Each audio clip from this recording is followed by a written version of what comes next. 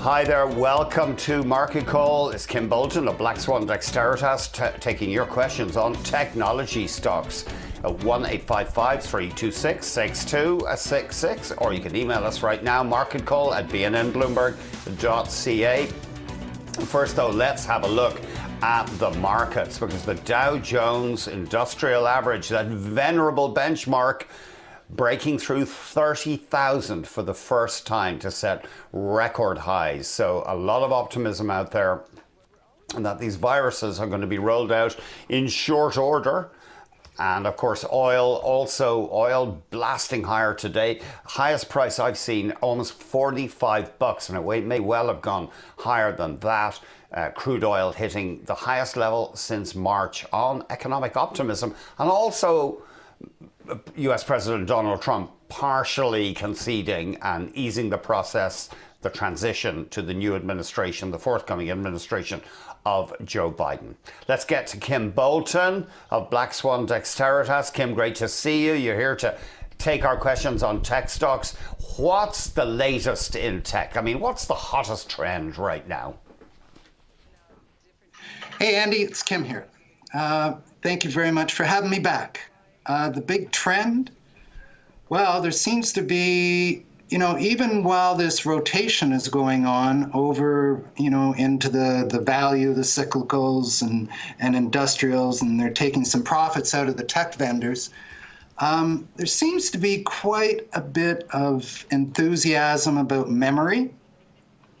A lot of enthusiasm about smart mobility, a lot of the chip makers that are supplying into the automotive industry have been on an absolute tear. Those analog, probably the poster child out there is Micron. It's gone up a good 20% in the last couple of weeks. So there's still some enthusiasm over in tech, even though there's this rotation going on over into value. Has there been a move out of some of the tech high flyers into value? Absolutely. It's not as though people are cashing out. I think they're just taking some of the profits, and then they're sort of looking through the tunnel at the end of this pandemic and saying, well, there is some beaten up sort of cyclical stocks out there, and maybe we'll just take some of the profits out of the tech vendors and put it over into those cyclical names. Mm-hmm. And certainly there's a lot of profits have been made in tech. I'm just looking, we'll get to this later, but your past picks, you were on December 6th. And your past picks produced a total return average of more than, of more than 60%. So it certainly has been pretty amazing. Yeah. In 5 years' time. You sound all choked up there, Andy. I know, I'm getting verklempt, as they say. In 5 years' time, will 5G have completely revolutionized tech, or will the rollout be slower than that? I'm talking about 5 years from now. Absolutely. The 5G is just going to make things a lot quicker, a lot cheaper, less latency, and as a result, there are new sort of tech business models that are coming up, even tech industries out there. One of the trends out there is into what's called edge computing. And, normally, and this is bringing in the whole side of the 5G, but the 5G will allow a lot of Internet of Things devices to actually do a lot of the computing. And edge computing is all about doing the computing on the edge rather than going back to the central data center and cloud, that they can actually do it, the computing in the devices. Just take, for example, your smartphone. Wow. A lot of, that's a prime example of edge computing, where you don't have to rely on the central database and the cloud, because the computing can actually be done in the devices. So that's one of the areas in 5G that is very, very much growing out there, is edge computing. That's amazing. Sort of like an octopus arm. Each of them are thought to have their own little brain, and they can reach for food even when Absolutely. severed from the animal. Anyway, Yeah, we'll have to leave it there. Sorry, yeah. go ahead, Kim. And it's not just the edge computing, but there's all kinds of, that's sort of the platform that is being established in the infrastructure. But then there's all kinds of software as a service that is, imposed on that. And so it's quite fascinating to see it grow that way. Kim Bolton, always enlightening, always informing, always informative. He is with Black Swan Dexteritas. He's taking your questions on Tech Stocks 1855 326 6266.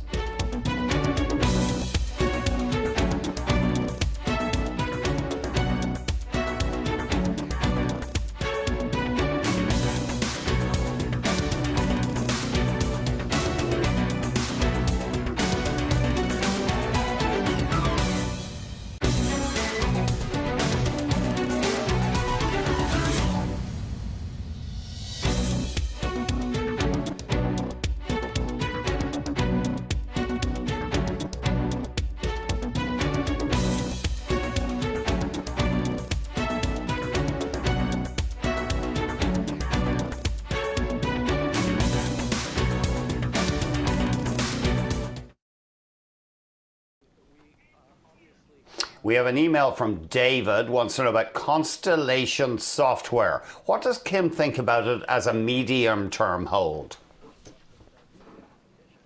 Hi, Dave. Yeah, Constellation. We don't own it. So it's a pretty volatile stock. We do trade it, but we don't sort of treat it as an investment. So, the Constellation's business strategy is all about acquiring software startups and then holding them for the long term. They've acquired almost 300 startups since they were founded. And they've done extremely well. They have a return on investment capital over the last 10 years of 32%. It's an enormous company. They're involved in agricultural and financial services and education, hospitality, construction. And they're not only here, but they're over in Europe and they're down in the States. But you can see it on the charts that it's actually pretty volatile as a player. And right now, at least on the Canadian, we have a price target of 1,360 on the US, which puts it pretty close because right now it's trading around 1,631 Canadian. So we have a price target in Canadian terms just up around 1,700. Right. So, but you say it's not a hold for the long term at your shop? Oh, a lot of people who have bought it and just sort of hold on to it, we just find it a little bit too volatile. And it's just a great trading stock that you can go in and out of. There's lots of liquidity. It's a fantastic company, but it's just a bit of volatility that. We put price targets on it, and once it reaches the price target, then we're out and we look for a re-entry. And as you can see, certainly this year, there's been a lot of volatility, and it allows you to actually, pace yourself and get your entry levels where you want. But you also need to have that discipline to stick to your price targets. Yeah, as you say, an enormous company, revenue north of $1 billion in the latest quarter, and free cash flow for shareholders just over $180 million. So massive company. We have an email from Deanne, wants to know about Dye & Durham.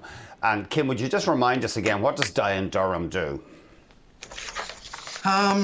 So Dye & Durham, it's an interesting company. We don't own it. But it's been around for quite a while, and it's got a market cap of just almost about $1 billion. And basically, it's an interesting group because they cater with cloud-based software and technology solutions for the legal industry. mainly for larger law firms, but they're around the world. And basically what they do is they've digitalized a lot of the paperwork that the legal industry has had before. Now, it's not cheap, but it's done very, very well. Now, the only concern that we have about it is that the ongoing losses that they have in there. And certainly, the COVID-19 disrupted things a little bit. But it's an interesting company. Symbol is DND.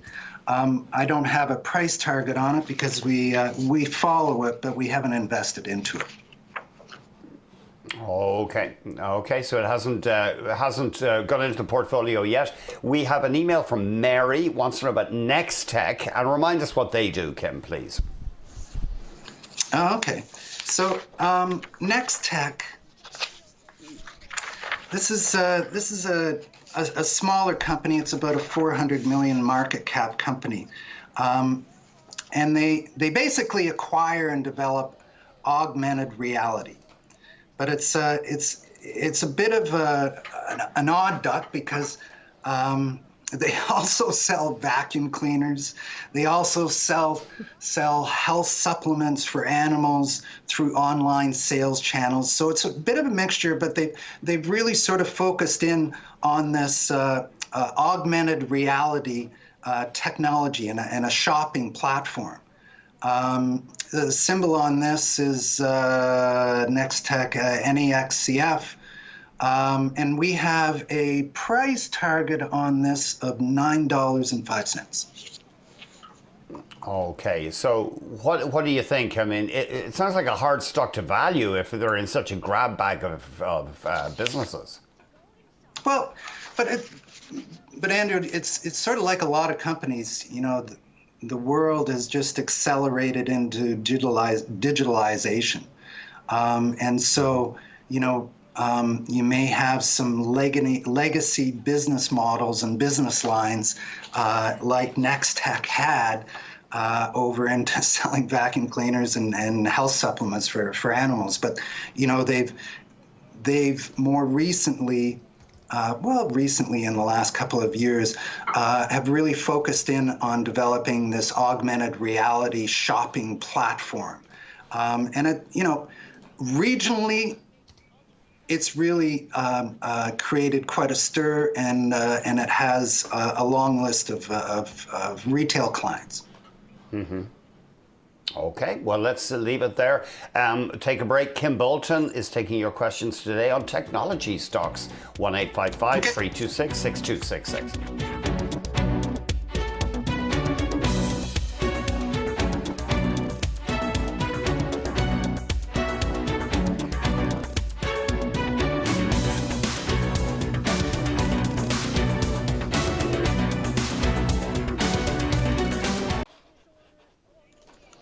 We are back, and it's Kim Bolton taking your questions on technology stocks. Kim with Black Swan Dexteritas, and the number to call right now, 1-855-326-6266, or email us, marketcall@bnnbloomberg.ca. I don't know, Kim, maybe we should get a more high-tech way of getting the viewers to get in touch with you, Slack or something. But anyway, Don is standing by in Hamilton, Ontario. Go ahead, Don.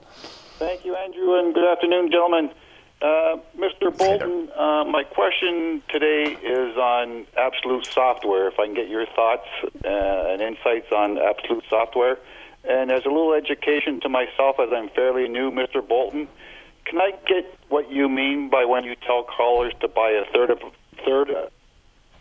and then a third? Thank you very much. Oh, okay. Okay. Thanks. Thank you very much for the call. So let's start off just on the third. So I have 4 analysts. I have two here in Toronto, one in Israel, and another one in Silicon Valley. And the reason for the analysts is, we get to know our companies, but at the end of the day, basically what we're looking for is entry levels and also price targets. In other words, where we're going to sell. We normally enter into a position with a stock, with a technology stock, of around a quarter to a third, and then we just sort of scale it. And so I always like that. Sometimes you don't get your full position. You'll only get maybe the first 2/3 or the first third. But it's always served us well to actually approach it with that discipline rather than sort of going all in. I hope that helps. And you were also asking about Absolute Software, a great Canadian name. Symbol is ABT, and you know the stock is up just over 100% since mid-March. So Absolute Software, it's based out of Vancouver, and it's in the business of providing cloud-based platforms for both enterprise and public sector companies. And the company specializes in management and security of computing devices, applications, and data. You know, with the dramatic rise of the work from home and remote work, it's really sort of fueled the growth of Absolute Software as workers, you know, around the globe are working from home more and more, and the demand for cloud-based security and management of company intellectual property is just on the ever-increasing scale. So for Absolute, you know, it also offers a rare blend of growth and income to the shareholders. You know, it also has, you know, a modest dividend of 2.75. So our price target on Absolute is at 13.49, and right now, sorry about this. Where's it trading right now? Andrew, do you see it? About 13.07 today. Yeah, so it's, you know, our price target is $13.50 Canadian. So it's getting close to it. And then, you know, when we get within that sort of 5% range, then we start to scale it back. So that's the story in Absolute. Oh. Let's squeeze in another caller. Andrew in Toronto. Go ahead, please. Hi, thanks for taking my call. I don't have any tech stocks now. So what I've been actually looking at is getting like an all-encompassing ETF. I was looking at IXN, you know, something that's global and has, you know, the whole holdings with the whole technology spectrum. But I was wondering if I've sort of missed the boat by getting into an ETF. Would I be better off just taking, you know, one or two different stocks, or is, you know, still a good idea to go into an ETF, or is it like too late into, you know, the rise and everything? Thanks a lot. Looking forward to the answer. Bye-bye. That's a great question. Thank you very much. So we use ETFs once in a while because ETFs are a great technical trading vehicle. And you can see how a group of stocks can actually trade within that. Now, the IXN is an idea. There are some other ones out there that you may want to look at, like the XT, or, you know, the IYW, which is the Dow Jones U.S. Technology. But what I would suggest is, and I don't want to sort of blow our own horn here, but I would strongly suggest if someone is not yet involved in the technology arena, investing in the technology arena, I'd welcome you to give us a shout at Black Swan Dexteritas. We've been, I've been managing tech portfolios for the better part of 25 years, and I've been here at Black Swan for the last 7 years. The reason we're an active manager, and so we normally have a pretty fully invested stock portfolio across a lot of tech vendors and tech end users. We have a discipline of actually choosing that. We have an investment committee of tech entrepreneurs that sort of gives us guidance into where are the hot places, and then we put on our portfolio management hat. But the last thing I'll say, and it really allows investors to stay fully engaged and have the courage to stay with their technology arena stocks, is that we actually have a hedging overlay. So what we do is we buy stocks, some ETFs, but then we have a short equity indice hedge made up of, it could be NASDAQ or Russell or S&P or the German DAX or the London FTSE. And so I'll give you an example. Like today, we are about 92% fully invested, which gives us about 8% cash. A lot of that cash has come because of some of our stocks have reached price target. But then we have this short equity indice overlay of 75%. That is all geared to protecting the downside, lessening the volatility, and if the market does sort of fall out of bed or have a correction, that short equity indice overlay can actually contribute some profits, just like it did for us back in March when the market was off 20, 25, 30%, and we were up 8.5%. So the bottom line is, if you're new into the technology arena, I would recommend that you find an active manager like Black Swan Dexteritas, and you'll learn the ropes through us. So sorry about the long answer, but that's what I think. That's all right.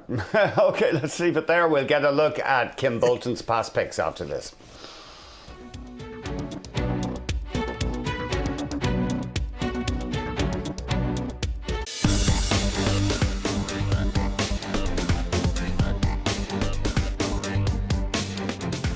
Kim was on our show in early December. His first idea was Advanced Micro. This stock more than doubling. Would you buy it again, Kim?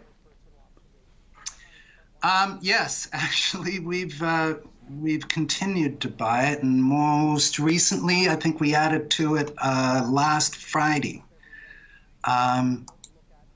Currently trading at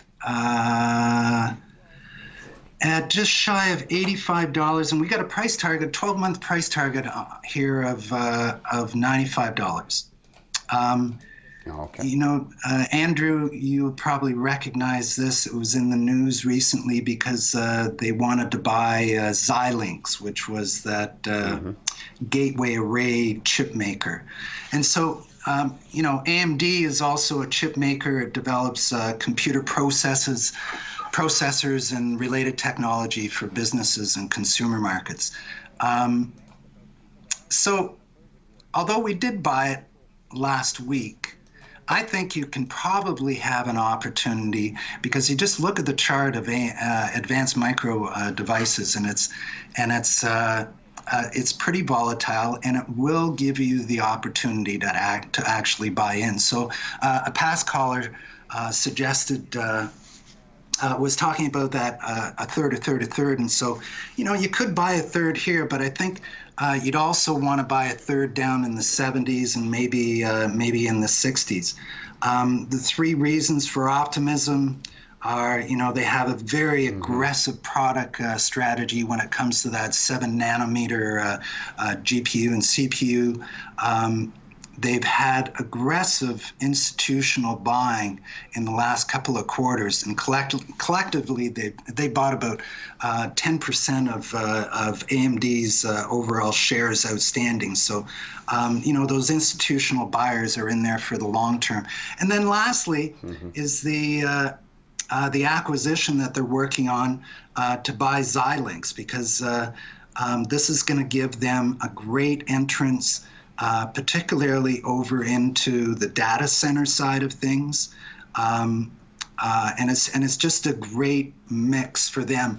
The other trade out there is where NVIDIA is buying the UK firm ARM. We think that the AMD Xilinx will actually go through, and we're sort of suspect about the Nvidian arm. Okay, we are tight for time. Sorry about that, Kim. Digital Realty, this one up as well. Would you buy it again? We don't own it right now.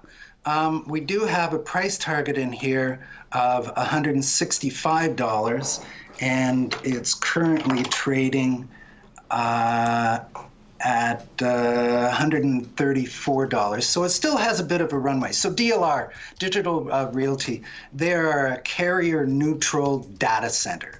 And you know, they've made some very, very smart acquisitions. They bought a Netherlands-based information technology services company just last year, and it has created very well. And DLR has got it's got a 3% dividend to go together with its, sort of low teens CAGR that it has. So, yeah, it's not a bad buy here. Okay, and then your final idea, and you did have three winners, Yandex, this one up 59%. I remember, Andrew, you and I talked about this, and you figured it was maybe a spandex type of company, but it's actually it is the Russian version of Alphabet. So it employs 10,000 people. It's got a market cap at 22 billion. It's got 5 business lines, 1 on the search, 2, it has a taxi service, 3, it's got e-commerce. It's got media services and also a classified side. So it's very, very similar to what Alphabet has over here. There is some political risk, but Mr. Putin is very friendly to them. We have a price target here, Andrew, on Yandex of $64.50, and it's currently just trading there right now. Yeah. So it's right at the, we don't own it. We would love to buy it down in the 50s. In the 50s. Okay, we'll take a break. Kim Bolton is our guest today. He's taking your questions on tech stocks, 1-855-326-6266.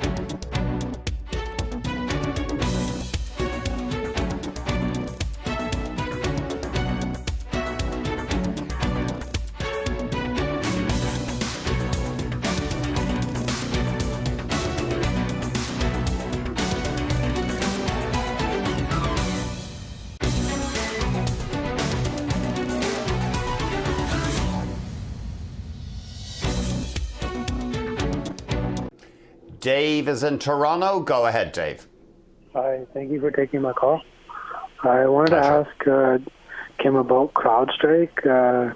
There's teams that are for the next 10, 15 years, and security is a huge thing, and they have a huge TAM.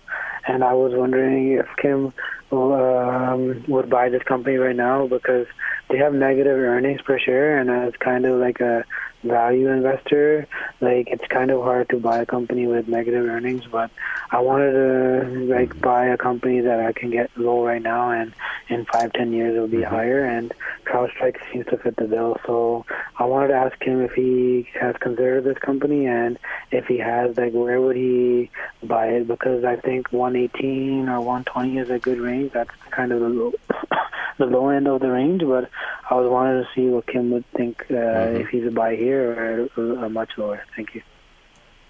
Thank you. CrowdStrike. Yep. Thanks, Dave, for the call. So CrowdStrike, what they do is they provide, they're in the whole security business, and they provide endpoint protection. But it was interesting, Dave, what you said about the total addressable market, because they just introduced a new module in the last couple of weeks, which is cloud workload security, which definitely expands CrowdStrike's total addressable market. It's a favorite of Gartner Research, which is the world's largest technology research firm. And according to Gartner, it is by far the most visionary vendor, and only second to Microsoft in this space in its ability to execute.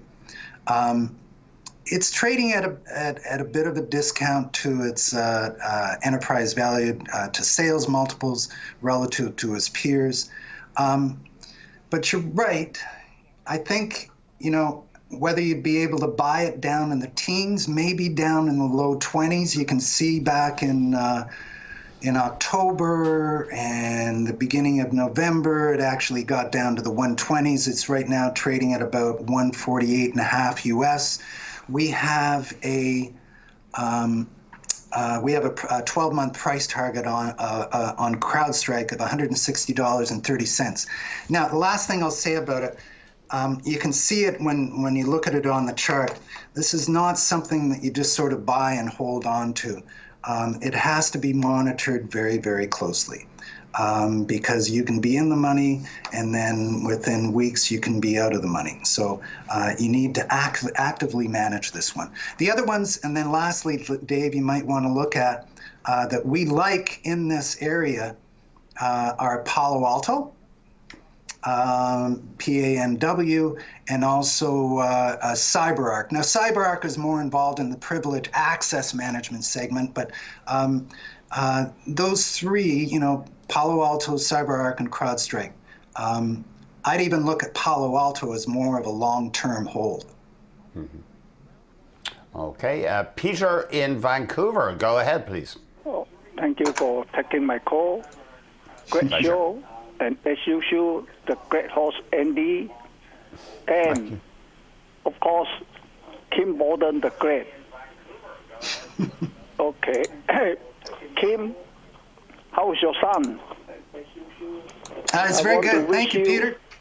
Good. Yeah, I wish you a Merry Christmas, a Happy New Year to both you and Andy.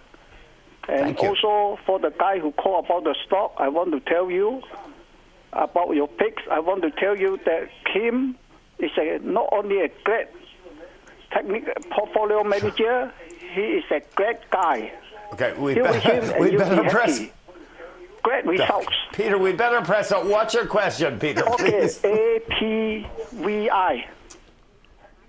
Activision. Yes, yeah, that one. Okay, Activision Blizzard. Thanks, Peter. Yeah, thanks, Peter. Jeff will be pleased that you remember him. We got together. It was about a year ago. Anyway, Activision Blizzard. Activision.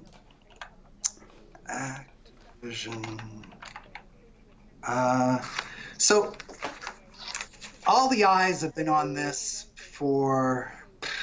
on the new Call of Duty that came out, and it was just a blockbuster. But they have a great library of winners. They have Call of Duty, the Black Ops. They have World of Warcraft. They have Candy Crush. All of these are tracking to generate over $1 billion in annual bookings. So it's, they have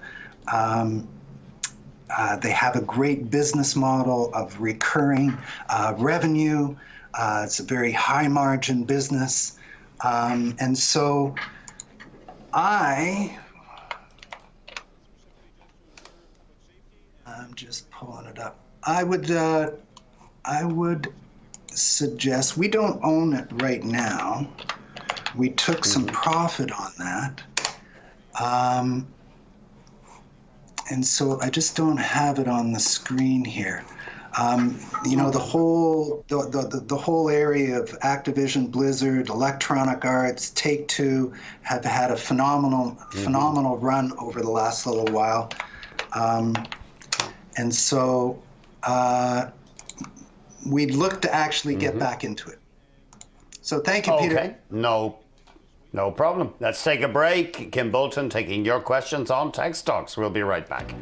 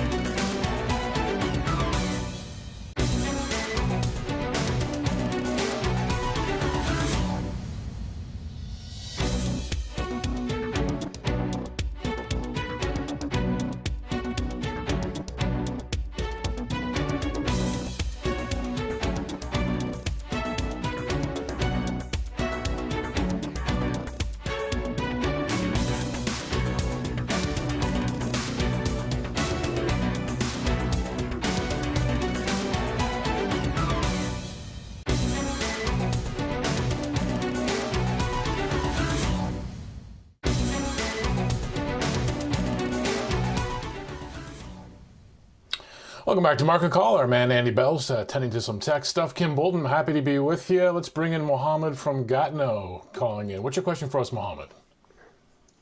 Hello, Andrew. I'm a first-time caller. Hi, Kim. My question is about Alteryx. AYX is a symbol.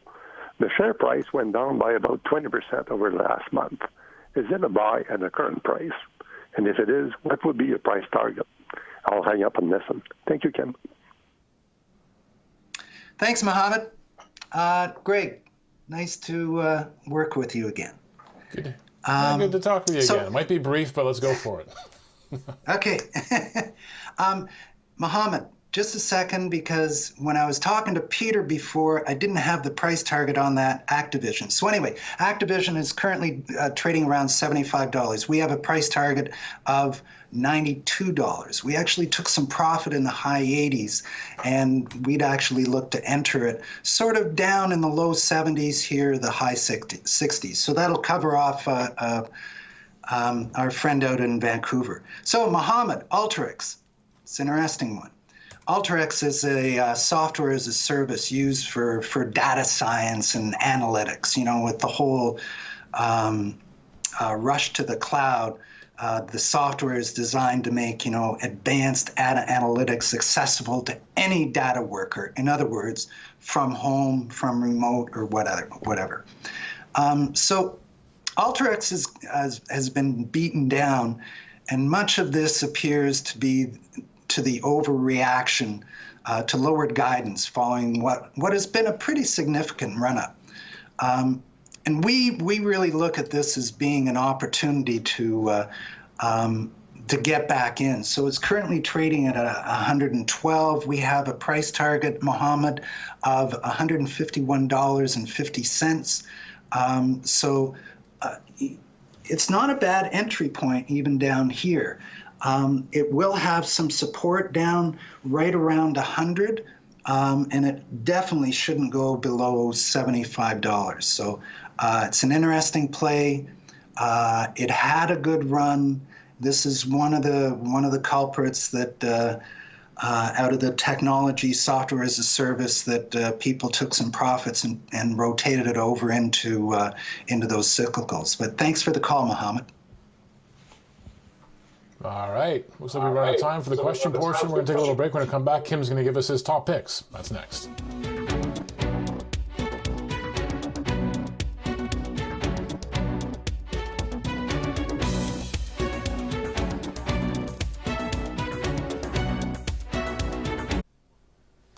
It's time now for the top picks with Kim Bolton. Let's jump right into it. What do you got for us here? JD.com, first on the list. What do you like about it?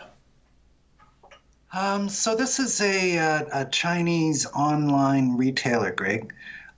It used to be known as Jingdong, or formerly before that 360 Buy.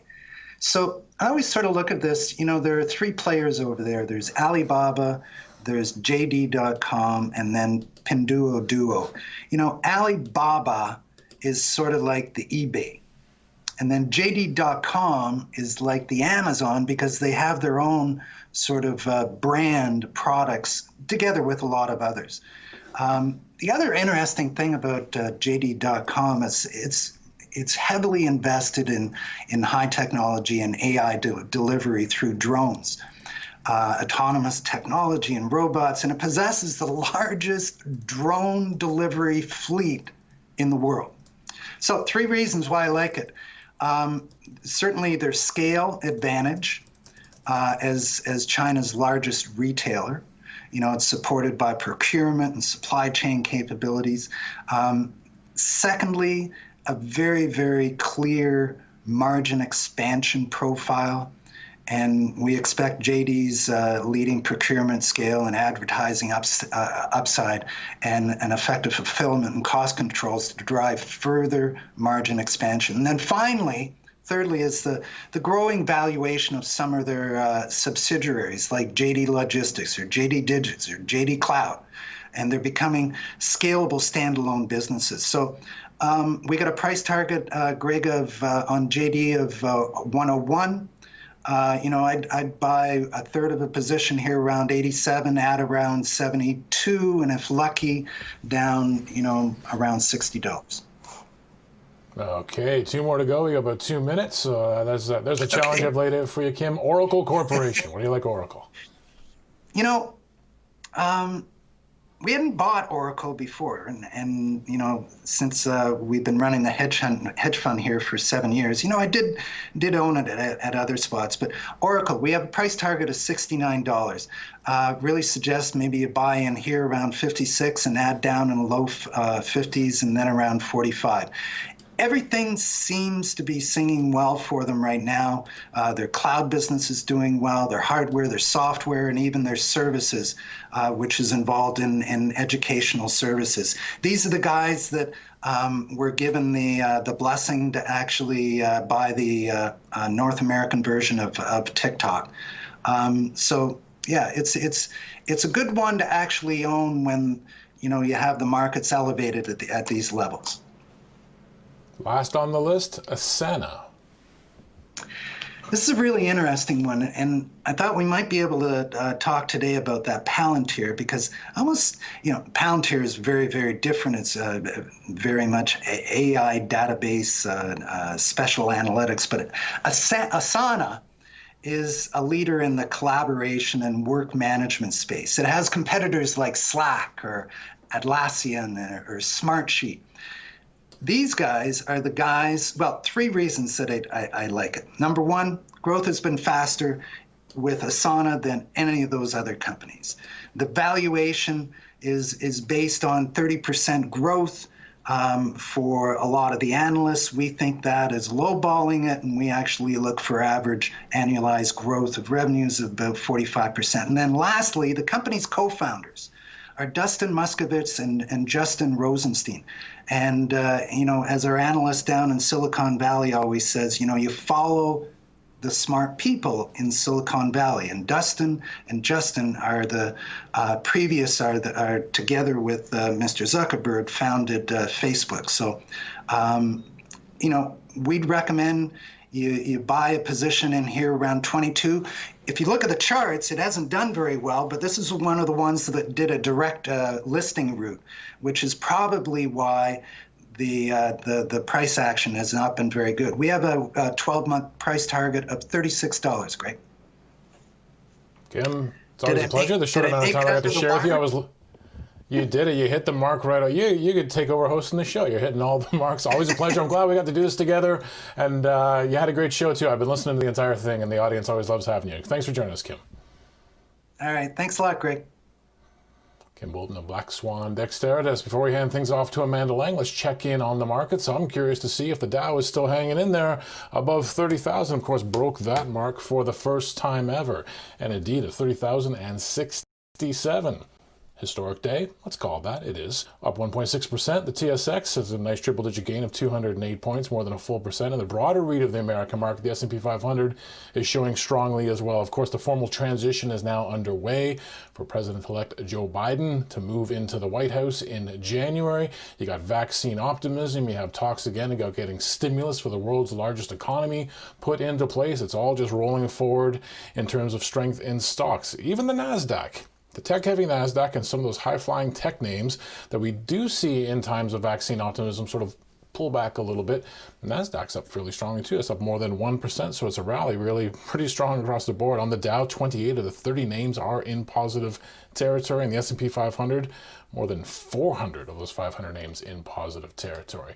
Let's take a look too at the U.S. dollar, see how it's faring amid all of this news. Of course, political uncertainty. We obviously hear how the markets don't like that. We're a little more certain now on the U.S. path. We're seeing some money come out of the U.S. dollar. It's around at multi-year lows right now. Got a little bit of a bounce yesterday. Bloomberg was telling us basically that was some selling in other currencies, and the U.S. dollar had benefited from that. Today, pulling back a little bit. Of course, you can see back earlier this year in March and April how money flooded in to the greenback, because of course the greenback is one of those classic stores of sort of safety in times of trouble. And we were in times of trouble back then. Not out of them yet, but we do have some optimism. Let's check out the price of crude as well, if we're feeling good about a vaccine in 2021, or several, because we've had tests from Moderna, study results, pardon me, from Moderna, from Pfizer, from AstraZeneca come in.